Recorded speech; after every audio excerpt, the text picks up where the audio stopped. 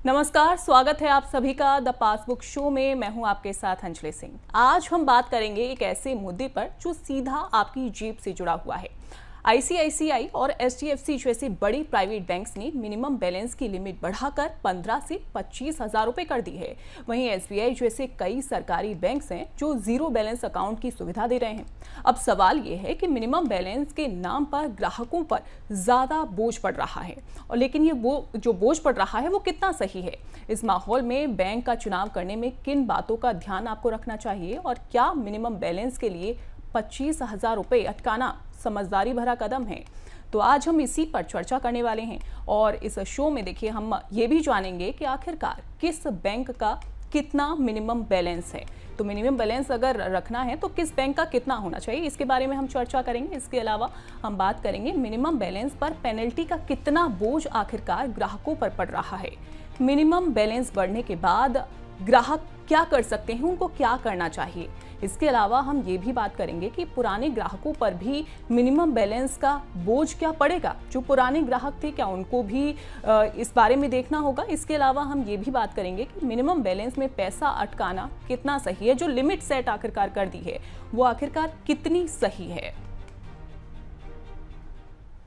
तो इन सब बातों के बारे में हम चर्चा करने वाले हैं, लेकिन उससे पहले हम बात करते हैं कि दिल्ली के राजीव चोपड़ा जो बार बार लगने वाले बैंक के मिनिमम बैलेंस से काफी परेशान हैं।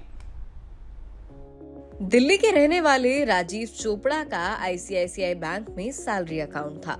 जॉब चेंज करने पर सैलरी अकाउंट के लिए दूसरे बैंक में खाता खुला। 2 महीने सैलरी नहीं आई तो आईसीआईसीआई बैंक ने सैलरी अकाउंट को नॉर्मल अकाउंट में बदल दिया, जिसकी मिनिमम बैलेंस लिमिट 10,000 रुपए थी। राजीव की भूल उन पर भारी पड़ गई और 10,000 रुपए से बैलेंस कम होते ही बैंक ने मोटी पेनल्टी भी काट ली। अब वो हर कीमत पर 10,000 का बैलेंस मेंटेन करते हैं। राजीव सोच रहे हैं कि ये पैसा बैंक के मिनिमम बैलेंस में ब्लॉक करने के बजाय सिप या म्यूचुअल फंड में लगाएं तो शायद ज्यादा रिटर्न मिले। ये स्थिति लाखों मध्यम वर्गीय ग्राहकों की भी है, जिन्हें प्राइवेट बैंक्स की इस पॉलिसी से दिक्कतें हो रही हैं।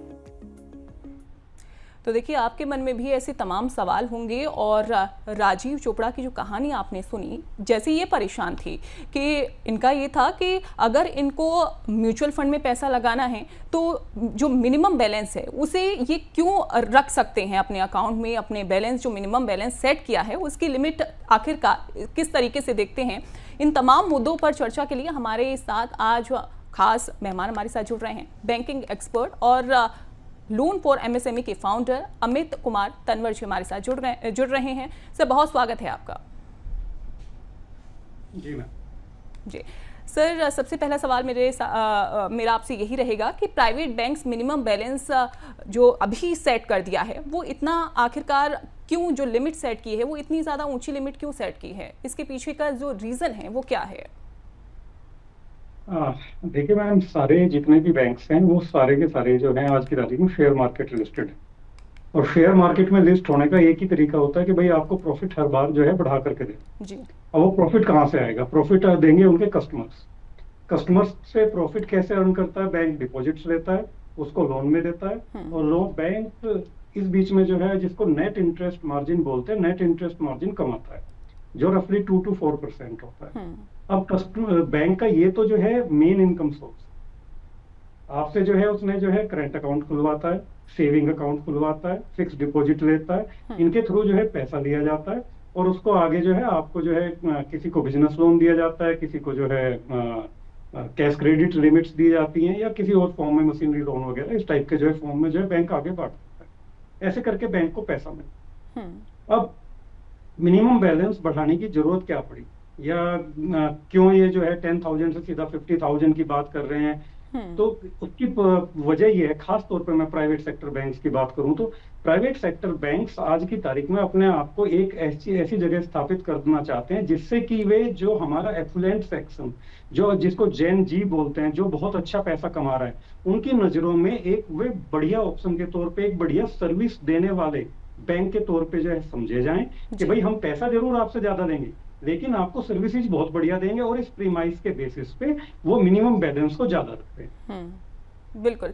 लेकिन अगर हम बात करते हैं सर, चूंकि बहुत सारे लोगों के मन में सवाल ये भी होता है कि क्या ये आरबीआई ही सेट करता है मिनिमम बैलेंस की जो लिमिट है, या फिर कुछ ऐसे बैंक्स हैं जो खुद से भी अपनी लिमिट सेट कर लेते हैं?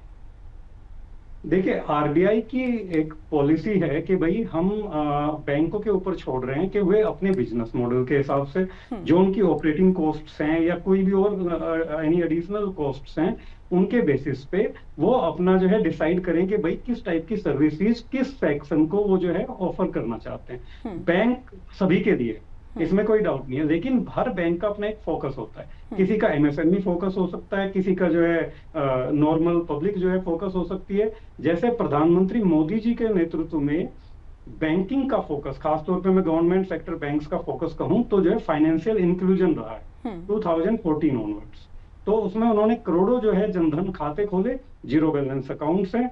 बहुत सारे अकाउंट्स तो ऐसे भी हैं जिनमें जो है कोई बैलेंस नहीं है, लेकिन बहुत सारे अकाउंट्स ऐसे हैं जिसमें आज की तारीख में जो है हजारों लाखों रुपया रहता है।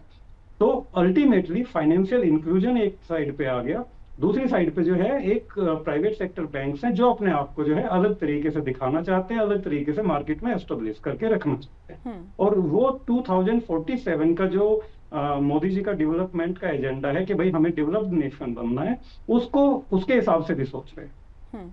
बिल्कुल सर, आपने कहा चूंकि जो सारे बैंक्स का जो फोकस है वो अलग अलग रहता है, किसी का एमएसएमई फोकस है, तो क्या प्राइवेट बैंक्स छोटे ग्राहकों को ये जो लिमिट सेट करने के बाद क्या ये रीज़न है कि वो उनको परेशान करना चाहते हैं या हताश करना चाहते हैं, निराश करना चाहते हैं, और क्या ये लिमिट सेट होने से ग्राहक तो काफ़ी ज़्यादा परेशान हो रहे हैं?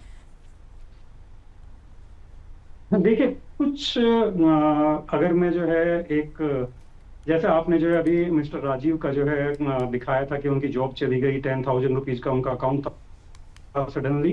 अगर वो 15,000 या 20,000 या 50,000 कुछ भी अमाउंट उससे जो है बढ़ाया जाता है, जिसको मिनिमम एवरेज बैलेंस कहते हैं कि उनको अपना मैप जो है इतना रखना पड़ेगा, देन इन दैट केस उनके लिए वाकई में एक जो है वो कम्बरसम प्रॉब्लम हो सकती है। अदरवाइज उनको जो है बैंक जो है जिसको नॉन इंटरेस्ट इनकम भी बोलते हैं, जैसे कि पेनल चार्जेज हो गए या किसी और टाइप के चार्जेज वगैरह भी बैंक वसूलने लगता है, तो वो एक कहीं ना कहीं इश्यू तो है कि भाई अगर आप बैलेंस मेंटेन नहीं करोगे तो आप हमारा बैंक छोड़ दीजिए। सिंपल मैसेज है। आप, हमें वही कस्टमर चाहिए, प्राइवेट सेक्टर बैंक्स की जब मैं बात करता हूँ, हमें वही कस्टमर चाहिए जो बढ़िया कमा रहा हो और जो बढ़िया पैसा रख सके। लेकिन सर ऐसे में छोटे ग्राहकों का फिर क्या है, क्योंकि जैसा कि आप बता रहे हैं कि मेन फोकस अलग रहता है बैंक का, लेकिन अगर ऐसे में छोटे ग्राहकों पर भी तो इसका सीधा असर पड़ता है। हाँ, बिल्कुल सही बात है। अब देखिए है क्या कि आरबीआई की स्टिपुलेशंस हैं, आरबीआई इनको बाउंड करता है कि आपको जो है छोटे ग्राहकों का भी ध्यान करना हो। छोटे ग्राहकों के लिए ऐसा नहीं है कि private sector banks Jan Dhan account नहीं खोलते, वो खोलते हैं। वो जनधन के साथ में जो है इवन बहुत सारे लोग जिनकी सैलरीज कम होती हैं, जैसे इवन इनफैक्ट 10,000 से भी स्टार्ट होकर के 15,000 20,000 की सैलरी जिनकी होती हैं, उनको सैलरी अकाउंट्स भी देता है बैंक। इसके अलावा और मैं नाम नहीं लेना चाहूंगा, लेकिन मैंने कई बैंकों को देखा है जो बहुत बड़ी उसमें जो है जिनके जो है 8,000 9,000 रुपीज की भी सैलरी है, उनके लिए भी स्पेशल जो है फोकस अकाउंट्स लेकर के आता है। बिल्कुल बेसिक सैलरी अकाउंट्स होते हैं जिनमें एक एटीएम कार्ड मिलता है और आप जो है अपनी सैलरी विड्रॉ कर सकते हो। बिल्कुल इनको बेसिक सेविंग अकाउंट्स जो है इनको बोलते हैं। तो ऐसा नहीं है कि वो देख नहीं रहे हैं, लेकिन बैंक का उसमें कोई इंटरेस्ट नहीं है, खासतौर पर अगर मैं प्राइवेट सेक्टर बैंक की बात करूं। पब्लिक सेक्टर बैंक का फोकस जरूर है गवर्नमेंट की वजह से, क्योंकि government is the owner of those banks. But अगर मैं यहाँ पे प्राइवेट सेक्टर की बात करूं तो प्राइवेट सेक्टर के ओनर्स जो है हम प्राइवेट इंडिविजुअल्स ही हैं। अगर शेयर मार्केट के उनके जो शेयर होल्डर्स देखेंगे, या तो कोई जो है संस्थाएं होंगी, ऑर्गेनाइजेशंस होंगी, फाइनेंशियल इंस्टीट्यूशंस होंगे, या फिर रिटेल इन्वेस्टर्स होंगे। अब रिटेल इन्वेस्टर्स कौन है? Retail investor at the end of the day वही लोग हैं हमारे और आपके जैसे, जिन्होंने शेयर जो है बाई किए हुए हैं, तो उनको प्रॉफिट चाहिए, डिविडेंड चाहिए। तो वो सारी चीजें की स्टोरी जो है ये 360 डिग्री में जो है घूम जाती है। बिल्कुल सर, अगर चूंकि आपने पेनल्टी का भी जिक्र किया है, तो जो प्राइवेट बैंक्स हैं उनमें मिनिमम बैलेंस अगर किसी ने नहीं रखा तो पेनल्टी कितनी जाती है, और क्या बैंक्स ग्राहक को बताते हैं, पहले ये उनको इन्फॉर्म करते हैं कि हम पेनल्टी जो है वो काट रहे हैं, या डायरेक्ट बैंक में अकाउंट में पैसा आते ही पेनल्टी कट जाती है? देखिए, जनरली बैंक्स कई मामलों में इंटीमेट भी करते हैं, और मैंने ज्यादातर तो यही देखा है कि बैंक से कोई खास इंटीमेशंस वगैरह नहीं होती। बैंक सिंपली कैलकुलेट करता है कि आपने मेंटेन किया है या नहीं किया है, एंड उसके बाद में जो है ये लोग अपना जो है जो भी पिनल चार्जेस होता है वो काट लेते हैं। जनरली अगर मैं एक बॉल पार्क फिगर की बात करूं तो ये जो है 6% ऑफ द जो भी शॉर्टफॉल अमाउंट है उसका होता है। मान लो किसी क्लाइंट को, किसी को भी जो है एक 10,000 रुपीज का उसको बैलेंस रखना था, वो नहीं मेंटेन कर पाया, तो जो है उसको 6% के हिसाब से 600 रुपए की जो है पेनल्टी लगा देंगे। बिल्कुल सर, ऐसे में पेनल्टी अगर जो कोई भी बैंक है फिक्स करता है वो इतनी ज़्यादा क्यों? क्योंकि क्या सारे बैंक्स की अलग अलग पेनल्टी होती है और इतनी ज़्यादा क्यों उसको सेट की जाती है उसकी लिमिट? इसके पीछे का क्या रीज़न है? देखिए, बैंक्स ने कई जगह पे पेनल्टी को रेशनलाइज भी किया है। मान लो किसी का जो है कुछ प्रोग्राम्स ऐसे हैं जिसमें जो है 50,000 से भी ज्यादा जो है अमाउंट्स रखने पड़ते हैं, तो वहां पे बैंक्स ने एक अपर कैपिंग भी दी हुई है, एक लोअर कैपिंग भी दी हुई है कि भाई हम जो है थोड़ा अमाउंट जो है अगर कम होता है, मान लो उनको 15,000 रुपीज का जो है उनका अकाउंट है, 10,000 रुपीज उन्होंने मेंटेन किया है, 5,000 रुपीज का शॉर्टफॉल है, तो वो 5,000 रुपीज पे कुछ एक लमसम 300 रुपीज 400 रुपीज का पेनल चार्जेस ले लें, ना कि पूरे के पूरे 15,000 रुपीज के ऊपर। तो इस तरीके से रेशनलाइज भी किया है।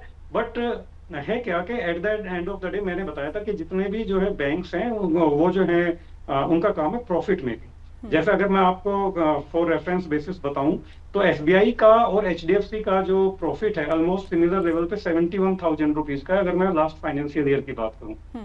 उसके बाद में अगर मैं आईसीआईसीआई बैंक की बात करता हूं तो 51,000 करोड़ रुपीज उसका जो है प्रॉफिट है। तो अगर इतने मोटे मोटे प्रॉफिट जो है ये बैंक्स कमा रहे हैं तो कहां से आ रहा है? नेट इंटरेस्ट इनकम से आ रहा है, उसके बाद में जो है नॉन इंटरेस्ट इनकम से आ रहा है। और नॉन इंटरेस्ट इनकम में क्या आता है? आपके पिनल चार्जेस आते हैं प्राइमरीली, आपके जो है जो आप कैश विड्रॉल करते हैं उसके चार्जेस हैं, इसके अलावा किसी और टाइप के जो है जो उन्होंने जो है सर्विसेज वगैरह दी होती हैं उसकी कोई प्रोसेसिंग फीस वगैरह होती है। तो ये इस तरीके के चार्जेस ही इतनी एक बड़ा जो है अमाउंट जो है बन जाता है, और बैंक 71,000 करोड़ जैसी रकम जो है एक साल में प्रॉफिट के तौर पे शो करता है। और ये मैं प्योर प्रॉफिट बात कर रहा हूँ, नेट प्रॉफिट की बात कर रहा हूँ। क्योंकि सर आपने जिक्र किया इसमें एसबीआई का और आईसीआईसीआई बैंक का और प्रॉफिट का आपने जिक्र किया, तो ऐसे में ग्राहकों के मन में ये भी सवाल है कि क्या चुनना चाहिए, प्राइवेट बैंक की तरफ जाएं या फिर गवर्नमेंट बैंक चुनें, तो कैसे ही डिसाइड करें? देखिए, थोड़ा ट्रिकी क्वेश्चन है, but let me try to answer it. देखिए, अगर कोई कस्टमर है, अगर हम अल्ट्रा रिच, जैसे एक एचडीएफसी बैंक का प्रोग्राम है इन्फिनिटी प्रोग्राम, ये जिनकी नेटवर्थ 500 करोड़ है उन लोगों के लिए है, और वो भी इनविटेशन बेसिस पे। बैंक इनवाइट करता है कि आप हमारे यहाँ पे बैंकिंग कीजिए, हम आपको जो है इतना सर्विसेज देंगे।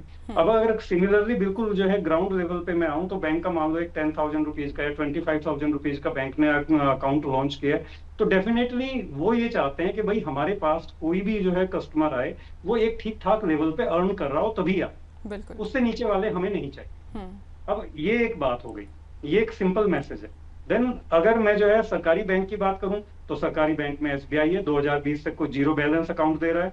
अभी हाल ही में यूनियन बैंक ने, पीएनबी ने, आई थिंक कैनरा बैंक ने, इन्होंने सभी बैंक्स ने अपने जो सेविंग अकाउंट्स हैं उनके जो चार्जेस थे, जो मिनिमम बैलेंस वगैरह, उनको जीरो कर दिया कि भाई आपको कोई चार्ज नहीं लगेगा, आप अपना अकाउंट खोलिए, हमारे पास रहिए, सर्विसेज भी हम कोशिश करेंगे आपको ठीक ठाक दे दें।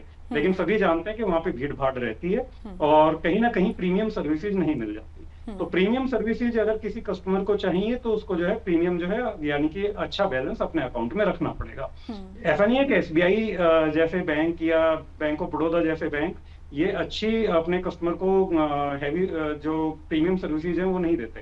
अगर आप एसबीआई में या बैंक ऑफ बड़ौदा में 10 लाख रुपीज से ऊपर का जो है एवरेज बैलेंस मेंटेन करते हैं तो वहां पर भी आपको एसबीआई वेल्थ की सर्विसेज मिलती है, which is at par with HDFC bank services, ICICI bank या कोटक का प्रीवी बैंकिंग है या एक्सिस बैंक का ब्रगंडी है, किसी का भी जो है कोई भी प्रोग्राम हो वहां पे आपको सारी चीजें मिलती हैं। इनफैक्ट एचडीएफसी का जो है इंपीरिया प्रोग्राम जो है उसके इक्विवेलेंट ही सारे प्रोग्राम्स बने हुए हैं।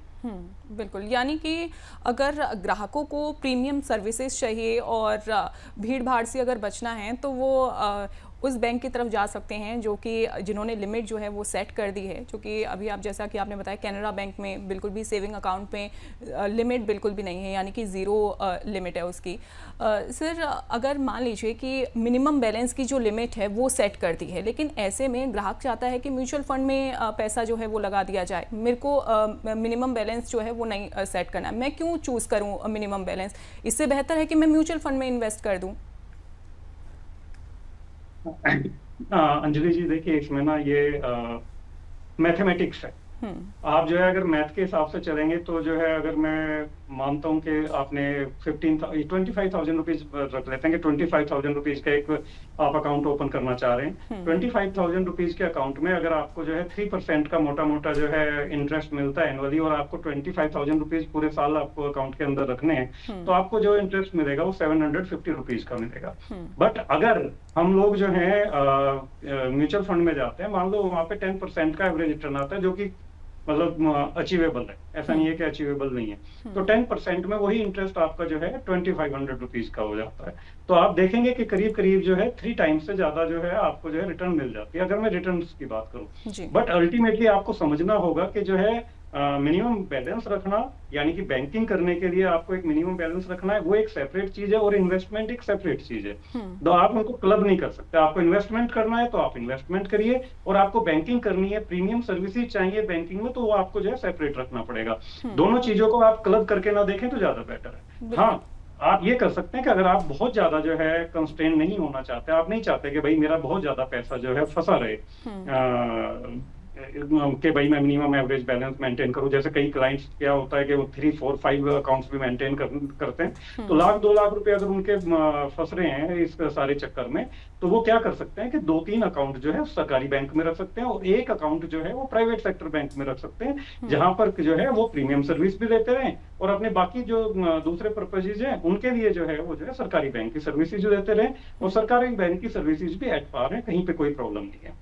बिल्कुल, यानी कि अगर ये अब डिसाइड नहीं कर पा रहे हैं कि जो प्राइवेट सेक्टर की तरफ जाना है या फिर हमें गवर्नमेंट बैंक चूज़ करना है, तो जैसा सर ने बताया कि आप 2-3 बैंक रख सकते हैं, 2-3 बैंक जो है वो चूज़ कर सकते हैं। एक में पैसा जो है मिनिमम वाला रखिए, और एक में आप सेविंग अकाउंट में जो कि ज़ीरो बैलेंस की जो सुविधा देता है वो आप चूज़ कर सकते हैं। लेकिन सर, क्या सरकारी बैंक हमेशा के लिए ज़ीरो बैलेंस की सुविधा देंगे? क्या ये जारी रहेगा या बाद में चेंज हो सकता है? मैं तो ये कहूंगा कि जब तक गवर्नमेंट का कंट्रोल है तब तक तो जो है ये सुविधा बनी रहेगी, क्योंकि फाइनेंशियल इंक्लूजन अभी कंप्लीट नहीं हुआ है। अगर मैं भारत की बात करता हूँ तो भारत में अभी भी जो है रूरल एरियाज में बहुत स्कोप है, जहाँ पर अभी भी बहुत सारे अनबैंकेबल लोग हैं।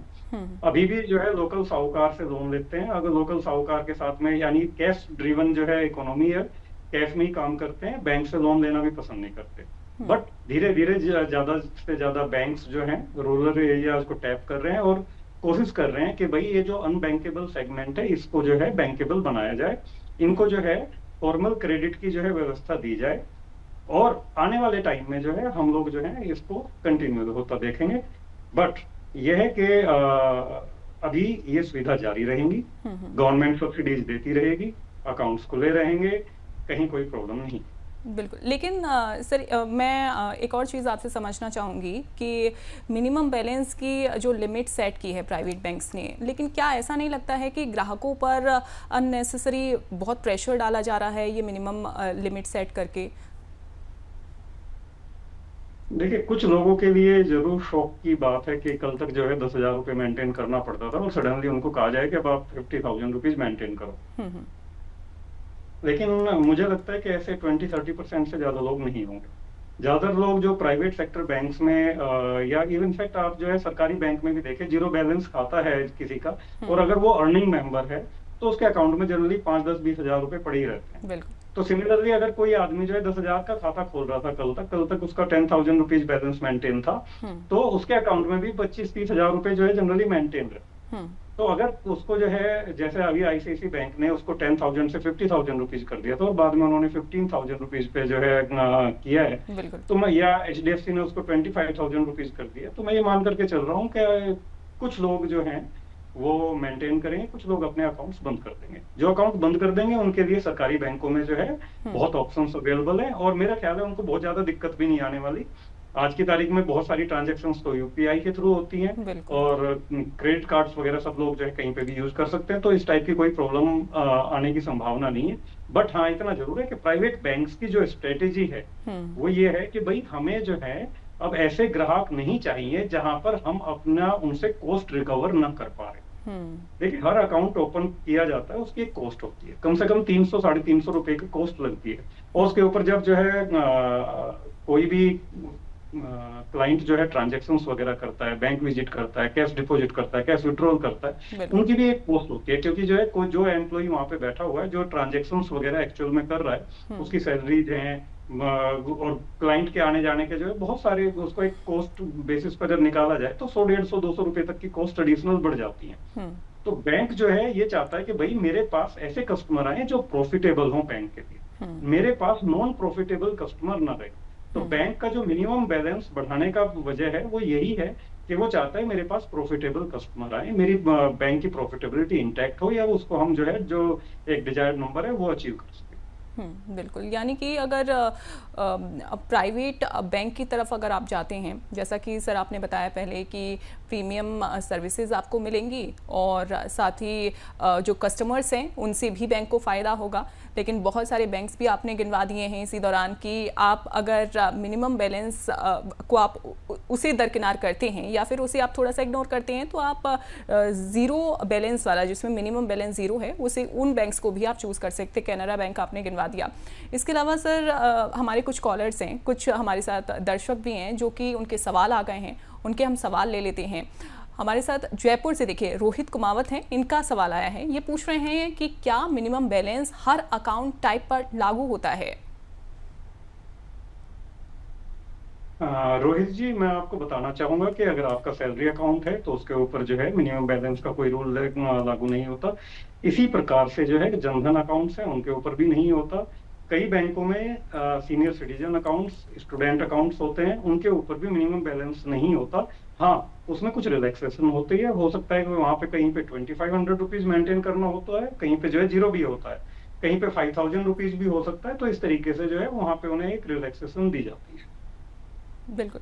एक और दर्शक हैं, इंदौर से हैं, इनका पूछना ये है, नूतन अवस्थी हैं, इनका कहना है कि मिनिमम बैलेंस पर पेनल्टी का नियम कैसे लागू होता है, कैसे डिसाइड होता है?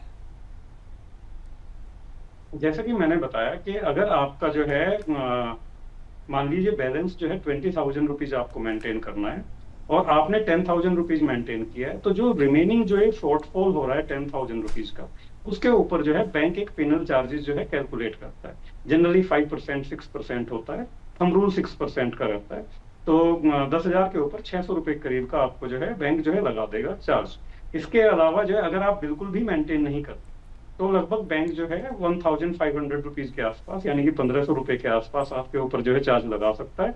और हाँ, इसके ऊपर जीएसटी अलग से लगता है। जो भी बैंक जो है फी लेते हैं उनके ऊपर जीएसटी अलग से लगता है 18% के रेट से। तो ये चार्ज आपके जो है अकाउंट में जो है डेबिट हो जाते हैं और आपके अकाउंट से उतना पैसा कट जाता है। बिल्कुल सर, एक और सवाल है मुंबई से रोशन खांडेकर का। इनका पूछना है कि क्या मिनिमम बैलेंस की पेनल्टी से बैलेंस नेगेटिव में जा सकता है? मान लीजिए मिनिमम बैलेंस अगर मेंटेन नहीं किया और पेनल्टी लगी तो क्या बैलेंस नेगेटिव में चला जाएगा? मैम, थोड़ा सा इसका मैं अपने जो मेरा एक्सपीरियंस है उसके बेसिस पे मैं ट्राई करूंगा, ना कि जो है नॉर्मल पार्लेंस के बेसिस पे। देखिए, पहले क्या होता था कि जब भी जो है कोई पेनल्टी लगती थी तो बैलेंस नेगेटिव में चले जाते थे। बैलेंस नेगेटिव में चले गए और उन्होंने, लेकिन इसका ना बैंक को खामियाजा भुगतना पड़ता था, उसको जो है उतना ही प्रॉफिट में से जो है उनके प्रोविजनिंग करनी पड़ती थी। अभी बैंक्स ने क्या किया है कि वो एग्जैक्टली पेनल्टी जो है ना उसको जो है नोट डाउन करते रहते हैं। कुछ उन्होंने अपना सिस्टम बनाया, आपको एग्जैक्टली दिखेगा नहीं, लेकिन जब जो है ये मिनिमम बैलेंस नेगेटिव हो जाता है, कई बार जो है नेगेटिव जाता रहता है, तो उसकी एक कैपिंग वो करके छोड़ देते हैं कि भाई इससे ज्यादा हम जो है नहीं लगाएंगे। बट अगर उसमें कहीं बाई चांस किसी वजह से जो है कोई पैसा आ जाए उस अकाउंट के अंदर, तो वो मिनिमम बैलेंस ऑटोमेटिकली सेटल हो जाएगा जो भी पॉजिटिव बैलेंस आया है। इसलिए अगर आपका अकाउंट मिनिमम बैलेंस में है, उसका समय रहते बंद करा दें, ये आपके लिए ज्यादा बेहतर। बिल्कुल, समय रहते उसे अकाउंट को आप बंद करा दें तो ये आपके लिए भी ठीक रहेगा। अब ऐसे में अगर आपके भी कुछ सवाल हैं, आप अमित सर से कुछ सवाल पूछना चाहते हैं तो आप कैसे पूछ सकते हैं वो आप जान लीजिए। अगर जैसे हमारा यूट्यूब चैनल है उस पर हमारा जो प्रोग्राम है वहाँ पर आप सवाल पूछ सकते हैं। इसके अलावा देखिए आप पास लिखिए और व्हाट्सएप पर जाइए और ये व्हाट्सएप नंबर जो है वो आप डालिए और वहाँ पर आप व्हाट्सएप के ज़रिए आप अपने सवाल पूछ सकते हैं। और इसके अलावा आप यूट्यूब से भी जुड़ सकते हैं, फेसबुक और एक्स हैंडल से भी आप हमारे प्रोग्राम से जुड़ सकते हैं और आपके जो भी सवाल हैं, जो डाउट हैं वो आप पूछ सकते हैं। अब चलते हैं अपने सहयोगी अभिषेक गुप्ता के पास और उनसे हम जानेंगे कि आखिरकार मिनिमम बैलेंस बैंक में अगर मेंटेन करना है तो कितना कितना कर सकते हैं। Thank you Anjali. Bank account अगर आपने खोलना है या फिर खोलने की अगर सोच रहे हैं तो आपको उसमें मिनिमम बैलेंस का ध्यान देना बहुत ज़रूरी है, क्योंकि मिनिमम बैलेंस अगर आप मेंटेन नहीं करेंगे तो आपके ऊपर पेनाल्टी लग सकती है। तो ऐसे कौन से बड़े सरकारी और प्राइवेट बैंक्स हैं, तो चलिए एक एक करके बताते हैं कि उनका मिनिमम बैलेंस जो है वो क्या है। तो यहाँ पर स्क्रीन पर हम लोग लेके आते हैं, तो यहाँ पर देख सकते हैं कि आप देश के सबसे बड़े बैंक HDFC की अगर बात करें तो फिर 25,000 रुपये इसने फिलहाल बढ़ाया था, लेकिन उसको वापस रोल बैक करते हुए इसने फिलहाल 10,000 रुपये कर दिया है। तो 25,000 रुपये नहीं, अब 10,000 रुपये इसका मिनिमम बैलेंस वापस हो गया है, यानी कि ये अनचेंज है। वहीं ICICI बैंक की अगर हम लोग बात करें तो यहाँ पर 15,000 रुपये का मिनिमम बैलेंस आपको मेंटेन रखना होगा। हालांकि आपको याद होगा कि बीच में इसने 50,000 रुपये कर दिया था, यानी कि करीब 10,000 से 5 गुना ज़्यादा 50,000 रुपये तक ये मिनिमम बैलेंस ले गए थे। हालांकि उसको भी रोल बैक करते हुए ये अपना मिनिमम बैलेंस जो है वो 15,000 रुपये लेके आए हैं। एक्सिस बैंक की बात करें तो यहाँ पर 12,000 रुपये आपका मिनिमम बैलेंस मेंटेन करना ज़रूरी है। उसके बाद है कोटक महिंद्रा बैंक, जिसमें आपको 10,000 रुपये का मिनिमम बैलेंस मेंटेन करना बेहद ज़रूरी है। बंधन बैंक की बात करें तो 5,000 रुपये का आपको यहाँ पर मिनिमम बैलेंस मेंटेन करना होगा। अब देश के सबसे बड़े सरकारी बैंक की अगर बात करें तो SBI यहाँ पर जीरो बैलेंस अकाउंट यहाँ पर मेंटेन करते हैं, यानी कि आपको मिनिमम बैलेंस के लिए जीरो बैलेंस अकाउंट यहाँ पर आपका रहेगा। वहीं PNB और कैनरा बैंक की भी अगर बात करें तो यहाँ पर कोई थ्रेशोल्ड लिमिट नहीं है, जीरो बैलेंस में भी आपका मिनिमम अकाउंट आपका जो रहेगा वो चलता रहेगा, तो यहाँ पर कोई दिक्कत नहीं है। तो ये हैं कुछ बड़े प्राइवेट और सरकारी बैंक जहाँ पर मिनिमम बैलेंस अकाउंट जो है वो आपके सामने यहाँ पर स्कोर्स में मेंटेन है। इनको मेंटेन करना बहुत ज़रूरी है। तो ये है पूरी जानकारी इन मिनिमम बैलेंस को लेके। Over to you Anjali.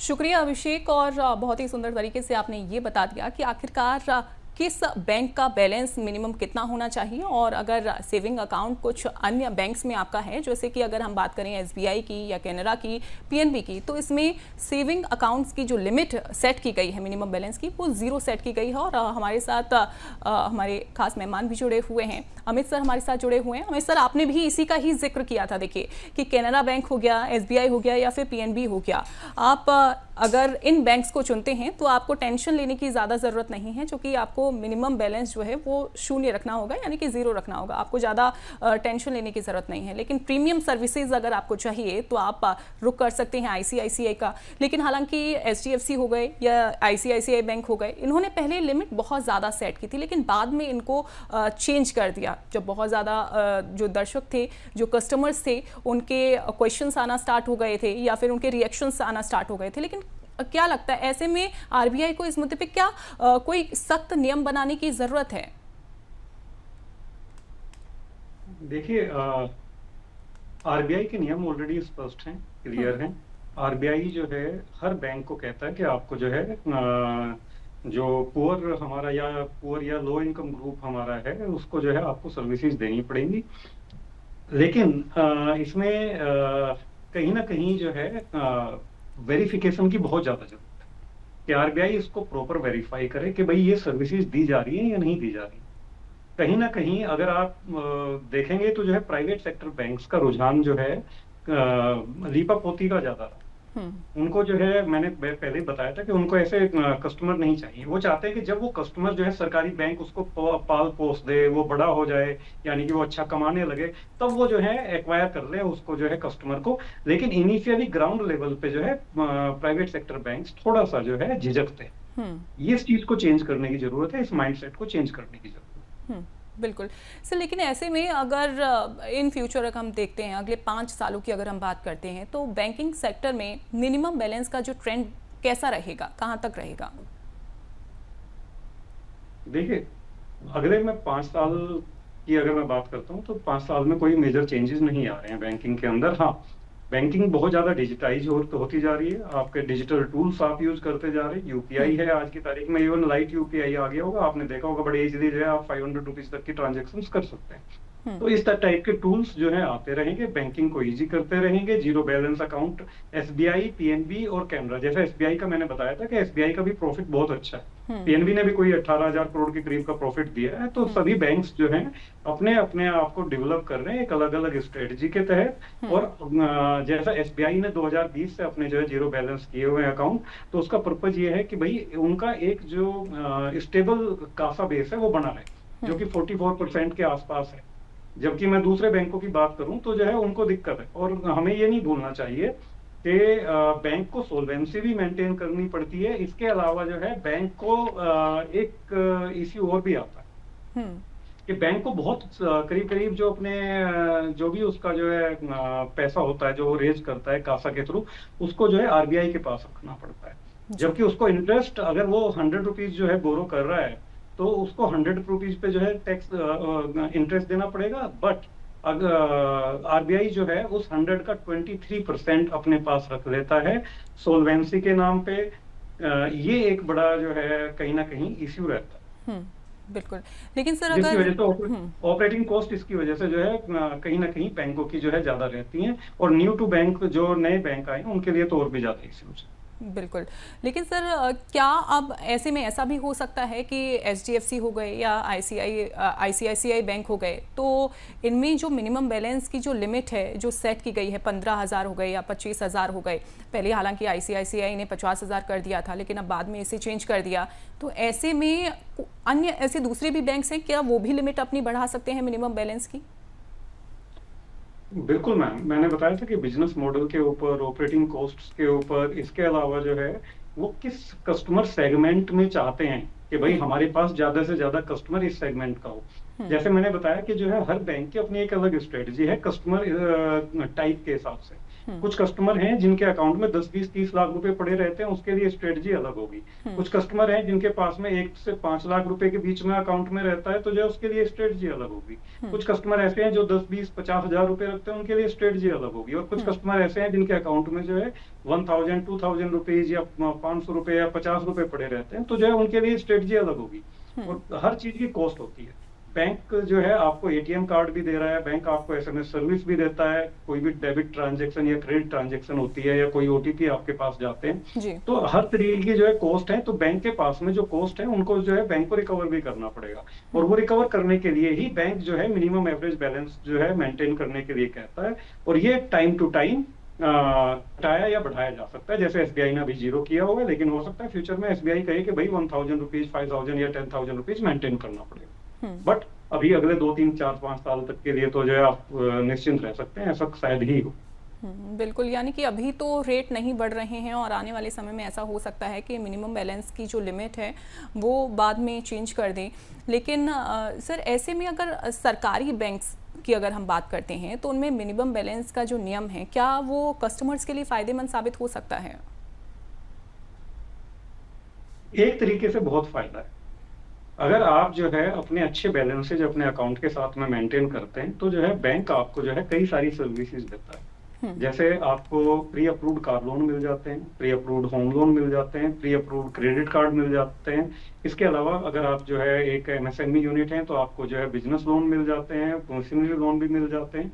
तो इस तरीके की सर्विसेज हैं जो प्री अप्रूव्ड होकर के आपको मिल जाती हैं। और ये सभी सर्विसेज प्रीमियम सर्विसेज हैं। इसके अलावा जो है अगर आप ट्रेड एंड फॉरेक्स में भी डील करते हैं तो ट्रेड एंड फॉरेक्स में आपको जो है बैंक जो है बेटर रेट भी देता है। वो अलग बात है कि जो है वो रेट्स नेगोशिएबल होते हैं, आप जो है और अच्छे से नेगोशिएट कर सकें। बट रिटेल साइड पे अगर आपको जो है अगर आप रिटेल कस्टमर है, आपको मान लो उन्होंने जो है वो ओवर 1 रुपी चार्ज कर रहे थे और उस पर वो 50 पैसे का 50% का 25% का रिडक्शन कर देते हैं, तो वो आपके लिए डायरेक्ट सेविंग्स होती है। तो इस तरीके की चीजें जो है आपको जो है as a premium account holder मिलती हैं। और जैसे आपने देखा भी होगा कि अगर आपके पास जो है प्रीमियम क्रेडिट कार्ड्स हैं या आप प्रीमियम कस्टमर हैं बैंक के, तो जब आप एयरपोर्ट पे जाते हैं तो आपको फ्री लाउंज एक्सेस भी मिलता है। कुछ इंश्योरेंस सर्विसेज भी आपको जो है बैंक जो है फ्री में देता है कि भाई आपके अकाउंट के साथ में ये लिंक है। तो जो है इस टाइप की चीजें जो है आपको जो है फ्री मिलती है, और डेफिनेटली उसका फायदा भी होता है, और आपकी खुद की क्रेडिट वर्दीनेस भी जो है बैंक की नजरों में बढ़ जाती है। बिल्कुल। लेकिन सर अगर मान लीजिए रूरल एरियाज़ में या अर्बन एरियाज़ में प्राइवेट सेक्टर के जो बैंक्स हैं उनमें मिनिमम बैलेंस की जो लिमिट है क्या रूरल एरियाज़ में या फिर अर्बन एरियाज़ में दोनों में अलग अलग रहती है? देखिए, टाइप ऑफ द सिटीज के ऊपर डिपेंड करेगा। अगर मैं आज की तारीख में बात करूं तो जो एकदम रूरल एरियाज हैं उसके अंदर जो है शायद कुछ रिलैक्सेशन है कि भाई कहीं पे जो है मान लो जो है 15,000 रुपीज का 25,000 रुपीज का अकाउंट है, हो सकता है बैंक अभी भी 10,000 रुपीज का मिनिमम एवरेज बैलेंस मेंटेन करने के लिए कह रहा हो, बट ये कोई नेसेसरी नहीं है उस केस में। और वैसे भी जो है प्राइवेट सेक्टर बैंक्स की रीच अभी भी जो है विलेज लेवल पे नहीं हुई जी।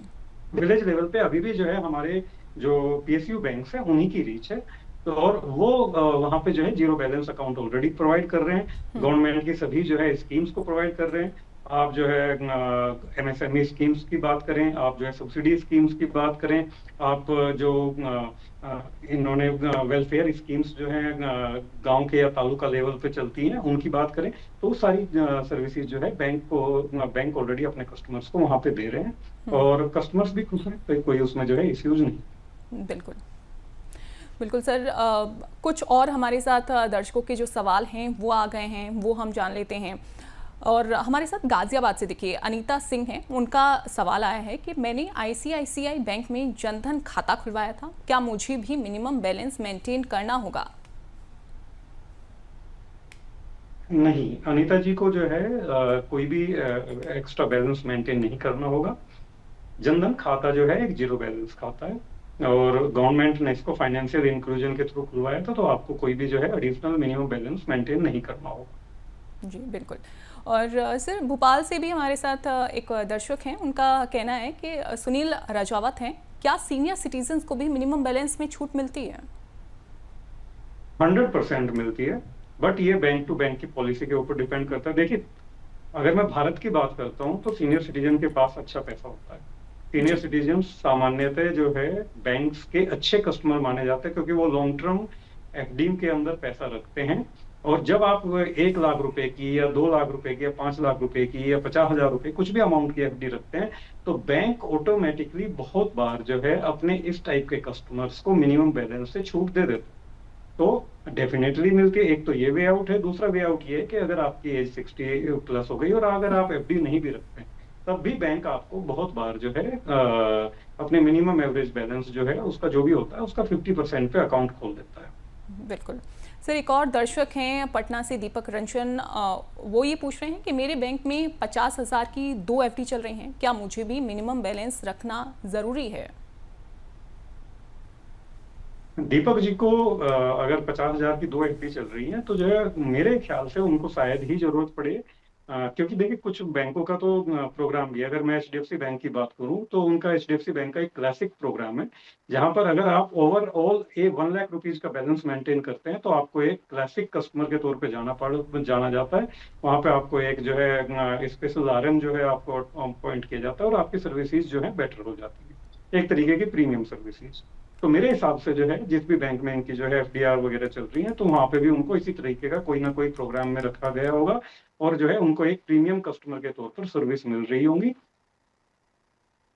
बिल्कुल सर। अगर ये तो हमारे दर्शकों के सवाल थे, लेकिन अगर हम बात करें कि आप आज किसी आम मध्यम वर्गीय ग्राहकों को अगर आपको सलाह देनी हो तो क्या प्राइवेट बैंक्स में खाता खुलवाना चाहिए या गवर्नमेंट बैंक में ही ज़्यादा बेहतर है? और इस समय जो गवर्नमेंट बैंक्स हैं वो ज़्यादा ग्राहकों को लुभा रहे हैं?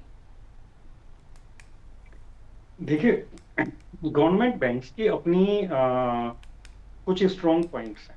उनमें सबसे पहला है उनका जो नेटवर्क है वो सब अभी भी जो है बहुत वाइड नेटवर्क है, पूरे ऑल ओवर अगर मैं इंडिया की बात करता हूँ या बाहर, तो जैसे एसबीआई के पास सबसे ज्यादा ब्रांचेस है, तो ये एक कहीं ना कहीं कुछ कस्टमर्स के लिए जो है बड़ा फायदेमंद हो सकता है कि भाई उनके एसबीआई के कस्टमर हैं, इंडिया के किसी भी कोने में जाए वहां पे उनको जो है ब्रांच बड़ी इजीली अवेलेबल हो जाती है, they can avail the services.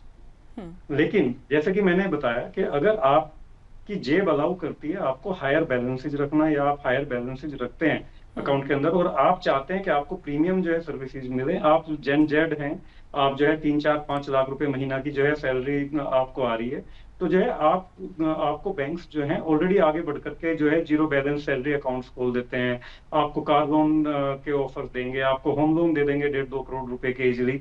तो इस तरीके की सर्विसेज जो है बैंक्स जो है अपने कस्टमर को देते हैं, उसमें चाहे SBI हो, PNB हो, HDFC हो, ICICI हो, कोटक बैंक हो, एक्सिस बैंक हो, कैनरा हो, बैंक ऑफ इंडिया हो, कोई भी बैंक हो, ये सभी बैंक जो है अपने अपने कस्टमर्स को जो है सर्विसेज देते हैं। हाँ, गवर्नमेंट सेक्टर बैंक्स में मैं एक चीज जो बहुत अच्छी मुझे लगती है वो ये कि आपका जो है जो टाइम है प्रोसेसिंग का वो काफी क्विक हो जाता है। जैसे आप अकाउंट खुलवाने के लिए ICICI SBI बैंक में जाएं या किसी प्राइवेट सेक्टर बैंक में जाएं, तो हो सकता है कि बैंक टू बैंक डिफर हो सकता है, लेकिन कुछ बैंकों में ऑफलाइन प्रोसेसिंग में टाइम लगता है, जबकि जो SBI जैसे बैंक है वो हाथ के हाथ 1 घंटे के अंदर आपको अकाउंट खोल करके दे सकते हैं।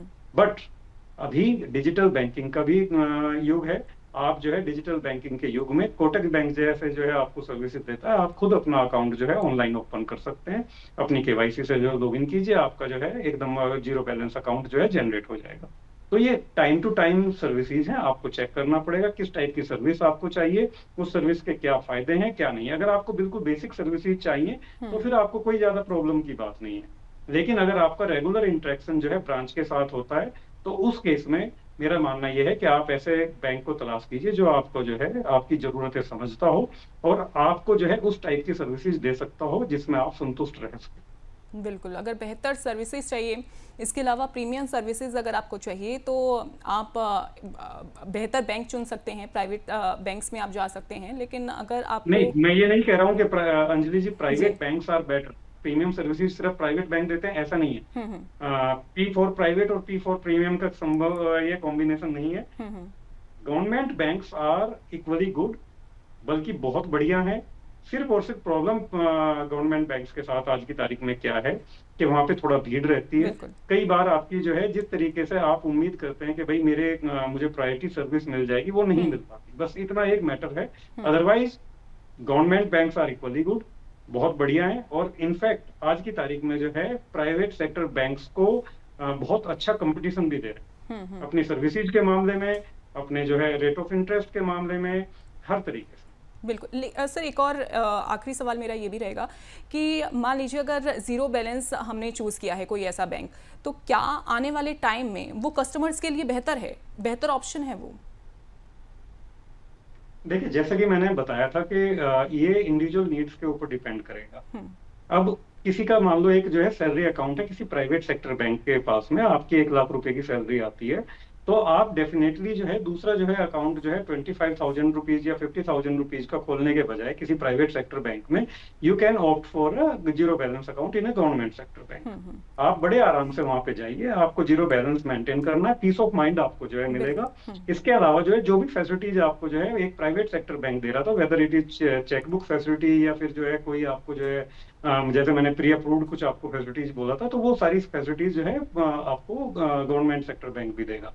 तो आपने एक सैलरी अकाउंट आ गया, वहां पे आपकी एक इनकम आती है, अब आपको जो है अपने कुछ फ्यूचर के लिए सेविंग्स वगैरह करनी है, कुछ फिक्स डिपॉजिट्स करने हैं, तो आप इक्वली एक कोई सरकारी बैंक देख करके वहां पे भी उस पैसे को पार्क कर सकते हैं, या उसको अपना एक ज्वाइंट अकाउंट बना सकते हैं अपनी वाइफ के साथ में या अपने बच्चों के साथ में, और जो भी आपका इंटेंडेड पर्पज है आप उसको पूरा कर सकते हैं। पॉइंट ये है कि आप जो है 3-4 जगह जो है high monthly average balance maintain करने के बजाय कोशिश कीजिए कि आपको एक जगह ही जो है इस टाइप का मेंटेन करना पड़े, 1 या 2 जगह, और बाकी अकाउंट्स में ना मेंटेन करना पड़े। उसके लिए आप जो है अब जीरो बैलेंस अकाउंट का प्लस एक प्रीमियम अकाउंट सर्विसेज का जो भी जो है जिस बैंक का भी आपको चाहिए उस बैंक का आप जो है अकाउंट खोल सकते हैं, या सरकारी बैंक में भी जो उनके क्लासिक जो उनके प्रोग्राम्स हैं जिसमें वो जो है मोर देन 5 लाख रुपीज या मोर देन 10 लाख रुपीज रखने के बाद में आपको मिलते हैं, तो आप उनका भी बेनिफिट उठा सकते हैं। वहां पर भी सरकारी बैंक भी आपको जो है एक रिलेशनशिप मैनेजर देगा, डेडिकेटेड रहेगा, और आपकी सभी जरूरतें जो है बहुत ही प्रायोरिटी बेसिस पे जो है पूरी की जाएगी। बिल्कुल बिल्कुल, बहुत शुक्रिया सर हमारे साथ जुड़ने के लिए और अपना कीमती समय हमें देने के लिए। Thank you. आप तो आज हमने जाना कि प्राइवेट बैंक्स के मिनिमम बैलेंस नियम ग्राहकों के लिए किस तरह उन पर बोझ डाल रही हैं, लेकिन ये बोझ साबित तो हो रहे हैं, लेकिन साथ ही ये भी हमने समझा कि ग्राहक इससे बचने के लिए क्या कदम उठा सकते हैं। बेसिकली ये नीड्स पर डिपेंड करता है। आखिरकार समझदारी इसी में है कि अपने पैसे का सही इस्तेमाल आप करें। बैंक के 2.5% ब्याज पाने की जगह कैसे पैसे से ज़्यादा फ़ायदा उठाया जा सकता है। अगले एपिसोड में फिर हम मिलेंगे द पासबुक शो में। तब तक सोच समझ कर बैंकिंग कीजिए और सुरक्षित रहिए।